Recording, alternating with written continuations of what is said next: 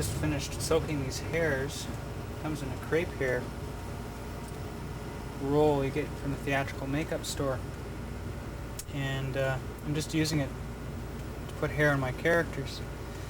What you've got to do first of all is cut it up into bits and soak it in water, boiling water, so that you unravel or unkink the bend that's been put into it by the drying and the prolonged braiding. And what's going to happen is once I get these dry, I'll bunch them together and cut them along one edge so I get a nice straight line, hair ends. I put a line of latex, liquid latex, on the head of the creature. Then I take the line of hair ends and I stick it on.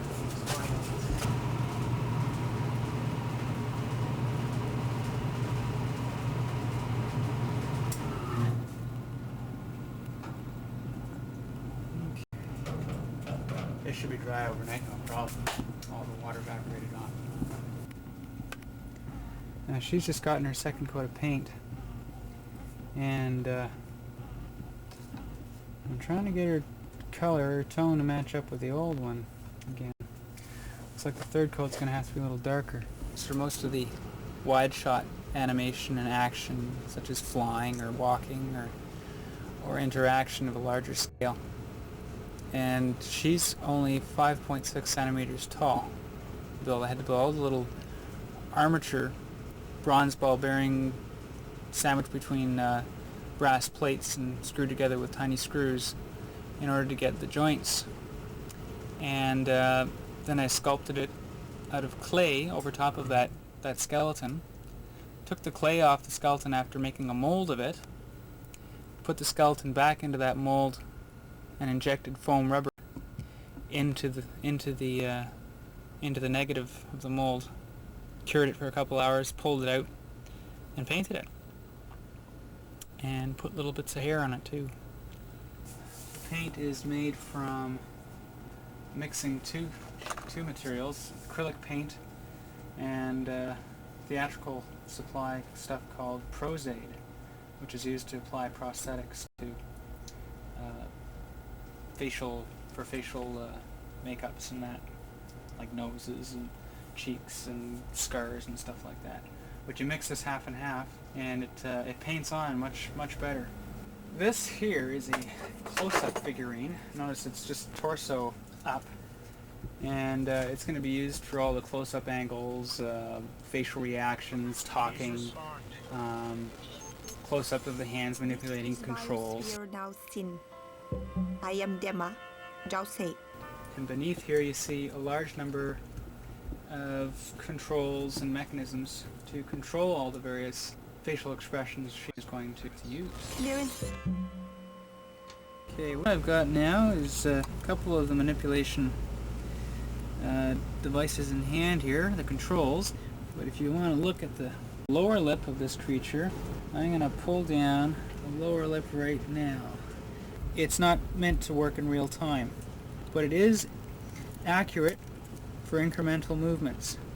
This is just an upper lip movement now, which you can see looks kind of interesting as well. This one is pull only.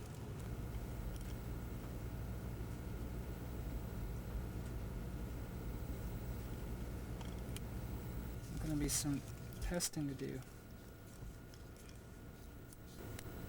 Whoops. It seems to be okay. Once you get it back down again. See, once that little lever in there, if you can see that, it's pulled up a little high, then it's hard to get it to go down again. Stage, as you can see, they're kind of rough still. I want to get the very shiny, black beady look that's common to small furry animals. This is the old version of the character. Her controls were similar to the ones I've got in here now, but what I ended up doing was taking a needle and thread and threading fishing line through underneath her skin to little levers in the back of her head. So everything was attached to the back of her head with a brass plate with 4 levers that I could attach threads to, whichever ones I wanted to move at any one time. It worked. I mean, I got her to smile, and I got her to snarl, and I could get her nose to go up a bit. But I'll show you what the mechanism looked like for the old version of her. As I rotate him here to show you from behind. It's very crude, very basic. And it worked for its time, it was fine.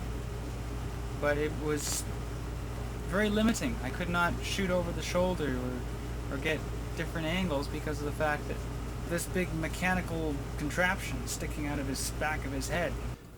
I've modeled some of his facial features after my own. There we are. There's an eyebrow. You get sort of a concerned look.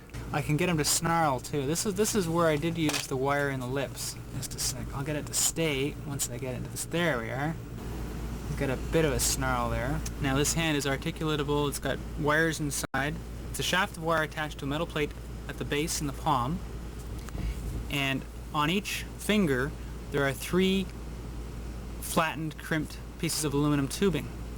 And where the aluminum tubing is not, we have the wire showing through, and that's where the joint bends, so that you get a proper bend at the joints.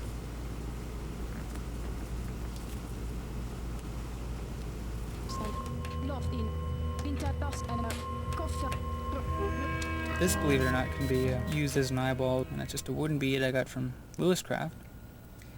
And I reamed out a shallow cup right where the hole of the bead is. You paint that whatever the color of the eye is, put some lines into it, paint the hole in the middle black down that hollow tube, drop a piece of clear resin, or I use just 5-minute epoxy, what happens to also be clear, paint the wood white, and you get an eyeball. I didn't think your people traveled out this far. Please, come in. Thank you. Usually we don't, but I've been experiencing some navigational difficulties.